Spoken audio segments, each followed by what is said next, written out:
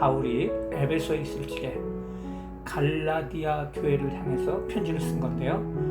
그 예루살렘에서 올라온 유대인이 믿음으로 구원을 받지만은 그럼에도 불구하고 침례와 율법을 지켜야 된다라고 교회를 흔들어 놨기 때문에 거기에 대해서 또한 사도 바울의 사도성에 대해서 의심하기 때문에 바울이 급히 쓴 것이 바로 갈라디아서라고 할 수가 있습니다.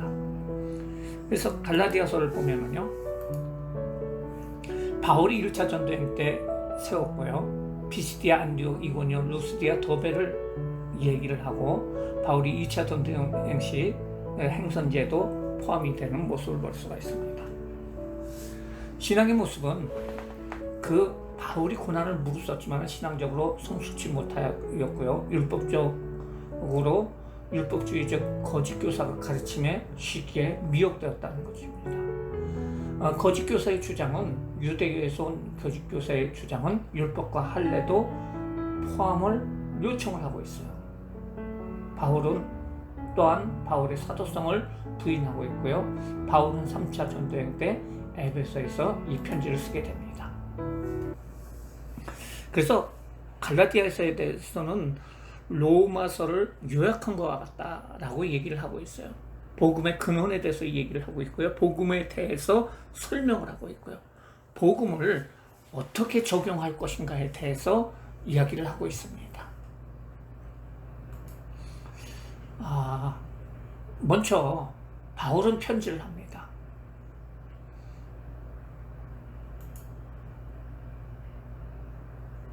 갈라디아서에서 바울은 얘기를 하게 되죠. 사람에게서 난 것도 아니요 사람으로 말미암은 것도 아니고 오직 예수 그리스도와 그 죽은 자 가운데서 살리신 하나님 아버지로 말미암아 사도된 바울은, 여기서 바울은 자기가 어떻게 사도가 됐느냐라는 것에 대해서 구체적으로 얘기하고 있어요. 사람으로 난 것도 아니고 사람으로 말미암은 것도 아니고 예수님과 하나님에 의해서 사도가 된 바울은 모든 형제들과 함께 갈라디아 여러 교회에 편지하노니, 에베소에서 편지하노니 은혜와 평강이 너희에게 있을지어다. 함께 있는 모든 형제와 더불어 갈라디아 여러 교회에게 우리 주 하나님 예수 그리스도로부터 은혜와 평강이 있기를 원하노라. 그러면서 얘기를 합니다. 참 이상하다라는 거죠. 그리스도께서 하나님 곧 우리 아버지의 뜻에 따라 이 악한 세대에서 우리를 건지시려고 우리를 계속 대속하기 위해서 자기 몸을 주셨으니 영광이 세세토록 있을지어다. 그리스도 예수로 너희를 부르신 일을 이같이 속히 떠나 다른 복음을 따르는 것을 보니 내가 이상하게 여겼나. 참 이상하다는 거죠. 너희가 다른 복음을 쫓다니 이거 참 이상하다는 겁니다. 다른 복음은 없다고 얘기를 하고 있습니다. 다만 어떤 사람이 너희를 교란하여 그리스도의 복음을 변하게 하기 위해서, 그리고 혹시 하늘로부터 온 천사라도 우리가 너에게 전한 그 복음에 다른 복음을 전하면 저주를 받을 것이라는 거죠. 이겁니다. 참 이상하다. 너희가 다른 복음을 쫓다니. 예수의 복음을 외에 다른 복음은 없고 다만 요란하기 위해서 예수의 복음을 뒤집은 거라는 거죠. 만약에 다른 복음을 전한다면 저주를 받게 되고요, 천사라도 저주를 받게 된다. 이렇게 얘기를 하고 있습니다. 그러면서 오늘 우리가 전에 말할 거냐,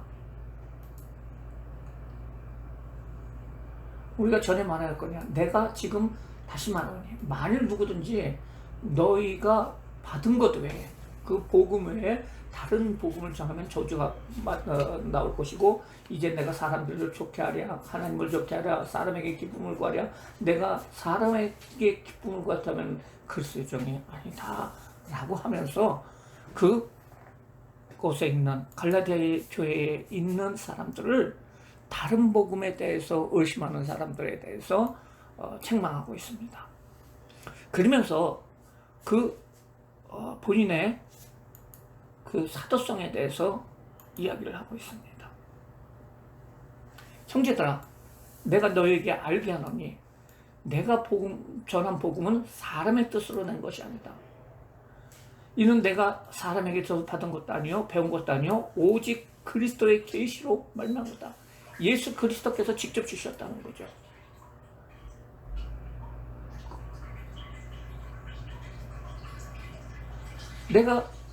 내가 여러 유대교인으로서 그리스도를 핍박했지만 내 어머니 태로부터 나를 택정해서 은혜로 나를 부르시니까 그 아들을 이방인에게 복음을 전하기 위해서 내 속에 나타났다, 이렇게 얘기하고 있어요.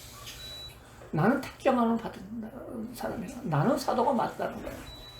예수의 계시를 통해서 나는 사도가 되었고 택정하고 은혜로 부르심을 받았다는 거예요.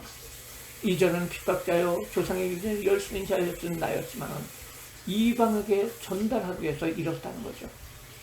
그러면서 나는 예루살렘 사도와 연관이 없다는 거죠. 이 다른 복음을 전하는 그 거짓 교사들은 이야기를 해요. 그 바울이 12사도와 사도의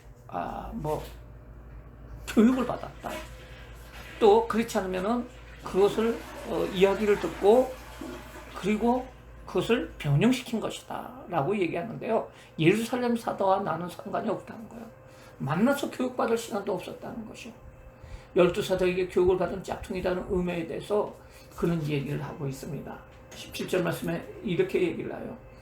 또 나보다 먼저 사도 된 자들을 만나려고 예루살렘으로 가지 아니하였고 아라비아로 가서 다메섹으로 돌았다. 내가 회심을 해서 다메섹에서 회심을 해서 3년 동안을 아라비아에 가가지고 그곳에 있었고요. 그리고 다시 또 다메섹에 오게 됐다는 거죠. 그리고 예루살렘에 가서도 15일밖에 머물러 있지 못했다는 거죠. 그리고 야고보 사도밖에 못 만났다. 그 후에 내가 수리아와 길르기아 지방에 이르렀다 라고 얘기를 하고 있어요. 바울은 사도 맞아? 라고 얘기하는 그 거짓 교사들의 주장에 대해서 반박을 하고 있어요. 그리고 나서 14년 후에 예루살렘 지도자 만나는 회동이 있었다고 그는 말해주고 있습니다. 2장 1절에 보면은요, 14년 후에 내가 바나바와 함께 디도를 데리고 다시 예루살렘에 올라가니, 이것은 사도행전 15장에 나옵니다. 그래서 그 유명한 사도들과 만나게 되는데, 그리고 거기 있는 데서 바로 그 할례 문제를 해결하게 됩니다. 나와 함께 있는 헬라인 디도까지도 억지로 할례를 받게 하지 아니하였으니 이는 가만히 들어온 거짓 형제들뿐 아니라 가만히 들어온 예수 안에서 자유를 보는 그런 사람들을 종으로 만들려는 그런 사람들에 대해서 반박하기 위해서다라고 얘기를 하고 있습니다. 그러면서 그는 정리를 해서 얘기를 하고 있어요. 베드로의 역사사 그를 할례자의 사도로 만드시니가, 유대인의 사도로 만드시니가, 또한 내게 역사사 나를 이방인의 사도로 만들었다는 거죠. 나는 이방인의 사도라는 겁니다. 다만 우리에게 가난한 자를 기억함으로 부탁하였으니 이것은 나도 본래 일시 행하던 거다. 원래 굳이 하는 일은 베드로나 12사도나 나도 같이 행하고 있는 것이다, 이렇게 얘기를 하고 있습니다. 그러면서 이미 예루살렘에 있는 사도들과 정리된 일이니 언급하지 말라는 거죠. 11절부터 14절까지 나오는데요. 이것이 안디옥에 있었던 여러 가지 혼란 가운데서 사도들하고 같이 회의를 하게 돼가지고 이 모든 문제에 대해 가지고 다 해결을 다 해놓은 것이다. 그렇기 때문에 우리 이방인들 헬라 사람들은 그냥 예수만 믿으면 되는 거지, 어떤 할례를 받거나 그리스도인의 율법을 지키거나 침례를 받거나 이러한 일에 대해서는 전혀 상관하지 않아도 된다라고 얘기를 하고 있어요. 나는 할 말을 하는 사람이라는 겁니다. 다른 사람들에게 의식한 베드로도 내가 책망한 적이 있다. 율법주의는 누구든지 책망의 대상이다. 나의 사도권은 베드로와 동등하다라는 것을 말해주고 있습니다. 그러면서 바울은 얘기합니다. 우리가 유대인임에도 예수를 믿는 것은 율법으로 의롭게 됨이 안 되기 때문에 그런 것이다 라고 얘기를 하고 있어요. 16절 말씀에 이렇게 얘기합니다. 사람이 의롭게 되는 것은 율법의 행위로 말미암은 것이 아니요 오직 예수 그리스도의 믿음으로 말미암은 줄 아노니 우리도 그리스도 예수를 믿나니 이는 우리가 율법의 행위로가 아니고 그리스도를 믿음으로 의롭다함을 얻게 함이라. 율법의 행위로는 의롭다 하심을 얻을 육체가 없느니라. 이렇게 얘기를 하시면서 얘기합니다. 내가 그리스도와 함께 십자가에 못 박혔나니 그런즉 이제는 내가 사는 것이 아니요 오직 내 안에 그리스도가 사시는 것이다. 이제 내가 육체 안에 사는 것은 나를 사랑하사 나를 위하여 자기 자신을 버리신 하나님의 아들을 믿는 예수 그리스도를 믿는 믿음 안에 사는 것이다 라고 얘기를 하고 있어요. 내가 하나님의 은혜를 패하지 아니하였으니 만일 의롭다 되는 것이 율법으로 말미암았으면 그리스도께서 헛되이 죽은 것이다. 근데 율법으로 구원을 운운하는 것은 은혜의 복음을 패하는 것이다. 그것은 그리스도가 헛되이 죽은 것이 되는 것입니다 라고 말을 하면서 율법과 상관이 없이 오직 믿음으로 구원을 받아야 된다라는 것을 이야기해주고 있습니다. 그러면서 본격적으로 믿음에 대한 교리를 바울은 이야기를 하고 있어요. 3장 말씀에 보면 어리석도다 갈라디아 사람들이요 예수 그리스도께서 십자가에 못 박힌 것이 너희 눈앞에 밝히 보이거늘 누가 그것을 꾀더냐. 내가 너에게 다만 이것을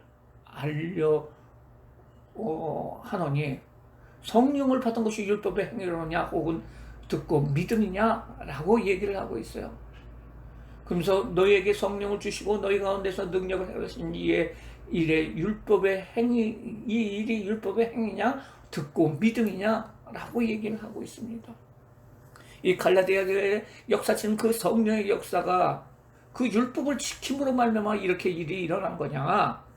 아니다라는 거죠. 성령의 능력 가운데 일어났는데 그 성령의 능력은 바로 믿음이라는 거죠.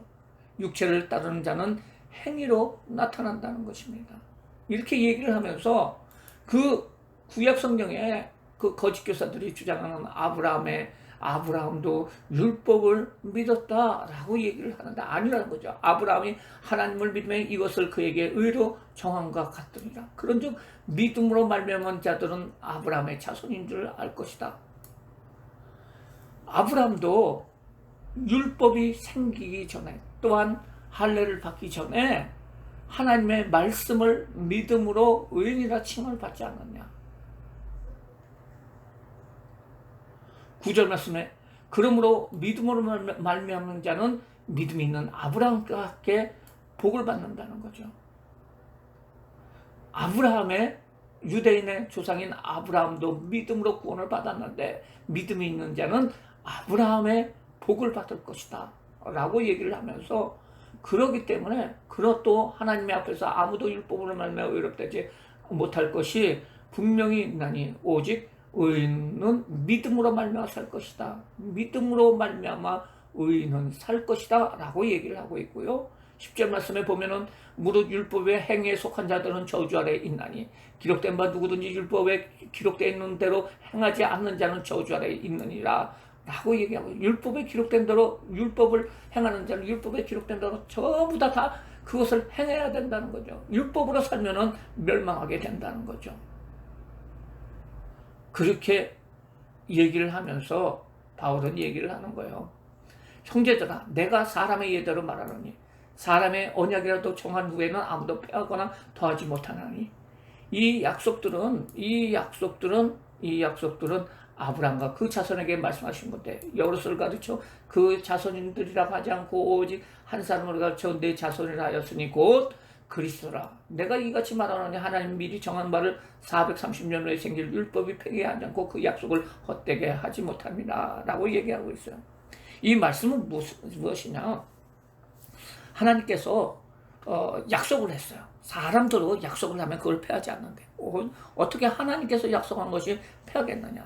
아브라함에게 내 후손들에게 복을 주겠다라고 얘기를 했어요. 그럴 때 그 자손들이라고 하지 않고 자손에게 복을 주겠다라고 창세기 17장 1절에서 8절에 이야기를 하나님께서 약속을 해주는데, 여기서 단수로 얘기하는 것은 이 자손이라는 것이 수많은 그 후손들을 얘기하는 것이 아니라 한 사람, 그 후손 중에 오실 그리스도를 말해주는 것이다. 예수 그리스도를 말하는 것이다. 그래서 예수 그리스도를 믿음을 통해서 바로 하나님의 복이 임하게 됐다는 거죠.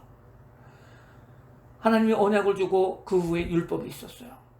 그리고 17절 말씀,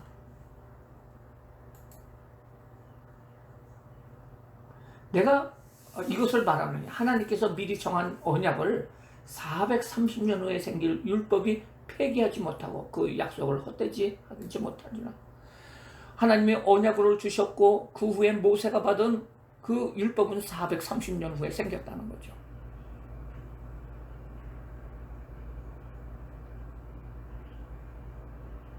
그러면 율법이 하나님의 약속들과 반대를 하는 거냐? 그러면 율법은 쓸모없는 거냐? 결코 그렇지 않다는 거죠. 만일 능히 살게 하는 율법을 주셨나니 의가 반드시 율법으로 말미암은 것이다. 율법은 하나님의 약속을 거슬리지 않는다는 거죠. 그러면서 얘기를 합니다. 몽학 선생의 얘기를 해요. 이같이 율법이 우리를 그리스도께로 인도하는 몽학 선생, 옛날에 몽학 선생, 초등교사, 가정교사가 되어 우리를 하여금 믿음으로 말미암아 의롭다함을 얻게 한다. 이겁니다.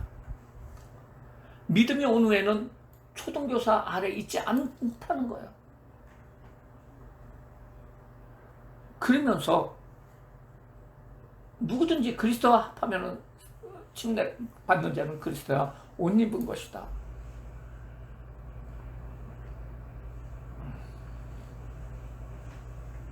너희가 그리스도의 것이고 곧 아브라함의 자손이여 약속을 유업을 이음을 받은 자다. 그 믿음은 성령을 통해서 이루어지고요. 그 율법은 행위를 통해서 이루어지는데, 아브라함을 통해서 하나님께서는 그 믿음을 보셔가지고 의인이라고 해서 살려주셨고, 또한 그 언약을 통해서 예수 그리스도를 주시겠다고 약속을 해주셨어요. 그리고 430년 후에 율법이 생겼고요. 율법은 그리스도가 오기 전까지 있는 것이고, 율법은 하나님 약속을 거스르지 않는데요. 바로 하나님 앞에 그 믿음으로 나갈 수 있도록 인도해 주신다는 거죠. 믿음이 오기 전에 율법 아래에서 믿음의 때까지 갇혀있는 그런 몽학 선생, 초등교사의 모습과 같다라고 말해주고 있습니다. 4장으로 가서 계속해서 이 신득에 대해서 얘기를 하고 있습니다.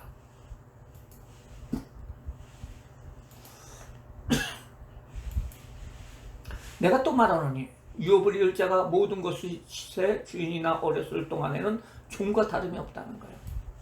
그 주인의 자녀이지만은 종과 같이 보인다는 것입니다. 그 아버지가 정할 때까지 후견인과 청지기 아래 있다는 거예요. 어렸을 적에는 3장 25절에 보면 14살까지는 몽학선생, 초등교사 밑에 있었고요. 그리고 14살 이후에는 후견인이 정해져요. 그래서 25살까지 그 모든 것을 다 자기 마음대로 못해요. 후견인의 그 지도를 받아가지고 합니다. 또한 총기계, 자기 재산을 그대로 마음대로 쓸 수가 없습니다. 총기가 예산을 관리를 하게 돼요. 그러나 이 모든 것이 지나고 나서는 참된 주인이 된다는 겁니다. 주인의 아들이 모든 것을 조정하게 된다는 것입니다. 4절 말씀, 때가 차면 하나님이 그 아들을 보내사 여자 가운데서 나시게 하시고 율법 아래 나게 하신 것은 율법 아래 있는 자를 속량하시고 우리도 하나님의 아들의 명분을 얻게 하려 합니다 라고 얘기하고 있습니다. 너희가 아들임으로 하나님이 그 아들의 영을 우리 마음 가운데 보내사 아빠 아버지라고 부를 수 있도록 만들었다고 얘기를 하고 있습니다. 그러므로 내가 이후에는 종이 아니요 아들이니 아들이면 하나님으로 말미암아 유업을 받을 자다라고 얘기하고 있습니다. 그러면서 9장에 보면은 이제 너희가 하나님을 알 뿐아니라 하나님의 아신 바 되었는데 어찌하여 다시 약하고 천박한 초등학문으로 돌아가서 다시 그들에게 종로를 타려고 하느냐. 왜 율법을 지키려고 하느냐. 이 믿음이라는 것은 그 율법을 초월한 것인데 왜 다시 율법으로 돌아가려고 하느냐. 너희가 날과 달과 해를 삼가 지키니 내가 너희를 해서 수고한 것이 헛될까 두렵다는 거죠. 형제들아 내가 너희와 같이 되었은즉 너희도 나와 같이 되기를 구하노라. 너희가 내게 해롭지 아니하느냐. 이렇게 얘기를 하면서 이전에 전심으로 복음을 전한 것 알아라 라고 13절에 얘기를 하고요. 13절 내가 처음에 육체의 약함으로 말미암아 너희에게 복음을 전한 것을 너희가 아는 바이다. 그들이 너희에게 대하여 열심을 내는 것은 좋은 뜻이 아니요 오직 너희를 이간시켜 너희로 그들에 대해서 열심을 내게 하려 하는 것이다. 너희에게 있는 것을 이간질하려 하는 것이다. 믿음을 이간질하려 하는 것이다. 이렇게 얘기를 하고 있어요. 그러면서 아브라함의 두 아들에 대해서 얘기를 하고 있습니다. 기록된 바 그 아브라함에게는 두 아들이 있었대. 하나는 여종에서 하나는 자유 있는 여자에게서 났다. 아브라함에게는 이스마엘이 있었고 이삭이 있었어요. 여종의 후손이 있고 약속으로 딴 이삭이 있었어요.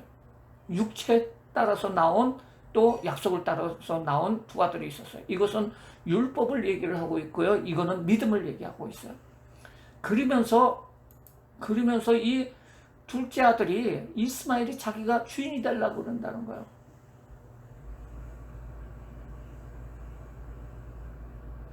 성경이 무엇을 말하느냐. 여종과 그 아들을 내어 쫓으라. 여종의 아들이 자유 있는 여자의 아들과 더불어 유업을 얻지 못하리라. 그런즉 형제들아 우리는 여종의 자녀가 아니요 자유 있는 여자의 자녀이라. 우리는 믿음으로 구원을 받은 자다.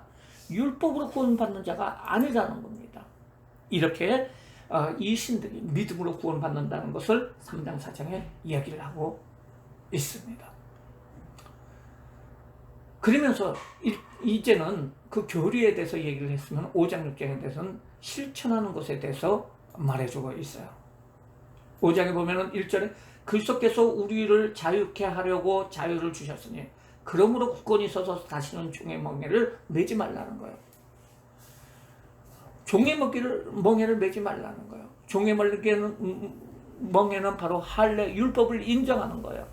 그것은 율법으로 인해서 믿음과 끊어지는 거예요. 그리스도와 끊어지는 거예요. 보라 나 바울은 너에게 말하노니 너희가 만일 할례를 받으면 그리스도께서 너에게 아무 유익이 없다라고 얘기하고 있어요. 내가 할례를 받는 사람에게 다시 증언하노니 이는 율법 전체를 행할 의무가 있다. 율법 안에 의롭다 함을 얻으려 하는 너희는 그리스도에서 끊어지고 은혜에서 떨어진 자다. 우리가 성령을 믿음을 따라 의의 소망을 기다리는도다. 그리스도 예수 안에서는 할례자나 무할자나 효력이 없나니 사랑으로 역사하는 믿음뿐이다.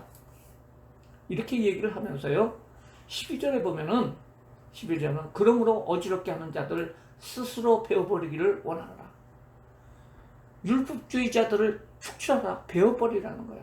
형제들아 너희가 자유를 위하여 부르심을 입었나니 그러나 그 자유로 육체의 기회를 삼지 말고 오직 사랑으로 서로 종로를 타라는 거죠. 자유인으로서 사랑으로 서로 종로를 타라. 그 율법의 종로를 타지 말고 서로 섬기는 그 종로를 하라고 이야기를 하고 있습니다. 그러면서 내가 이르노니 성령을 따라 행하라. 그러면 육체의 욕심을 이루지 못하리라. 육체의 소욕은 성령을 거스르고 성령은 육체를 거스르나니 서로 대적이 된다. 그래서 너희가 만일 성령으로 인도한 자가 됐으면 율법 아래에 있는 것이 아니라 육체의 일은 현자니 곧 음행과 더러움과 호색과 우상숭배와 주술과 원수 맺는 것과 분쟁과 시기와 진투와 당짓는 것과 분냄과 분열과 또 투기와 술 취함과 방탕함과 이와 같은 것이니 이들은 하나님 나라를 유혹을 받지 못할 것이다. 반대로 성령의 열매가 있는데 사랑과 희락과 화평과 오래 참음과 자비와 양성과 충성과 온유와 절제니 이를 금지할 법이 없다. 이렇게 육체의 일과 성령의 일이 있는데 이것을 우리가 성령을 따라서 살라는 거죠. 성령으로 살면 성령으로 행할 것이다. 25절 만일 우리가 성령으로 살면 또한 성령으로 행할지니 헛된 영광을 구하여 노엽게 하거나 서로 투기하지 말지어다. 우리는 성령을 따라서 성령으로 행하는 삶을 살아야 된다 라는 것을 말해주고 있습니다. 끝으로 6장에서는 여러 가지 말을 합니다. 형제들아, 사람이 만일 무슨 범죄한 일이 있거든 신령한 너희는 온유한 심령으로 그들을 바로잡고 너 자신을 살펴봐 시험에 들지 않을까 두려워하라. 범죄자가 있으면 바로잡고 온유한 마음으로 자기 자신을 돌아보라는 거예요. 너희가 서로 짐을 지라. 그리하면 그리스도의 법을 성취하리라. 범죄로 인한 무거운 짐을 나눠지라는 거죠. 위로하라는 거죠. 그러면서 가르침을 받는 자는 가르침을 가르치는 자와 모든 좋은 것을 함께하라. 복음을 가르치는 자에 대해서 행할 물질적인 배려의 의무를 얘기를 하고 있고요. 그리고 스스로 속이지 말라. 하나님은 업신여김을 받지 아니하나니 사람이 무엇을 심지 그대로 거두리라. 자기의 육체를 위해서 심은 자는 육체를 거두시고 썩어질 것을 위해서 거둘 것이고 성령을 위하여 심는 자는 성령으로 영생을 얻을 것이다. 우리가 선을 행하다가 낙심하지 말고 포기하지 말라. 때가 이르면 거두리니 그러므로 우리는 기회 있는 대로 모든 이에게 착한 일을 하되 더욱 믿음의 가정에게 대해서 행하라. 하나님은 비웃음을 받지 않으신다. 사람이 심는 대로 거둔다는 거죠. 율법으로 심으면 율법을 거두고 성령을 위해서 심으면 믿음의 것으로 거두게 된다는 거죠.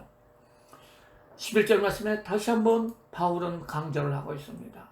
내 손으로 너에게 이렇게 큰 글자를 쓴 것을 보라. 내가 이렇게 큰 글자를 쓰면서 강조한다. 무릇 육체의 것을 육체의 모양을 내려하는 자들이 억지로 너에게 할례를 받게 하려 하면 그들이 그리스도의 십자가로 말미암아 박해를 면하라 합니다. 육체의 그 할례를 강조하는 사람들은 어떤 그 핍박을 면하려 하는 사람들이다 라고 얘기했어요. 할례를 받는 그들이라 할지라도 스스로 율법을 지키지 아니하고 너에게 할례를 받게 하려 하는 것은 그들이 너의 육체를 자랑하려는 것이다. 그리스도 십자가에 인한 핍박을 명쾌하기 위해서 또한 자신의 업적을 자랑하기 위해서 억지로 할례를 받게 하려고 하는 거 아니냐. 14절 말씀에 그러나 내게는 우리 주 예수 그리스도의 십자가 외에 더 결코 자랑할 것이 없나니 그리스도로 말미암아 세상이 나를 대하여 십자가에 못 박이고 내가 또한 세상에 대하여 그럽니다. 세상에 대하여 나를 십자가에 못 박게 하고 새로 지은 그런 자가 되었다는 것입니다. 이렇게 얘기를 하면서 바울은 더 이상 나를 괴롭히지 말라라고 마지막 권고를 해주고 있습니다. 이것이 바로 갈라디아서입니다.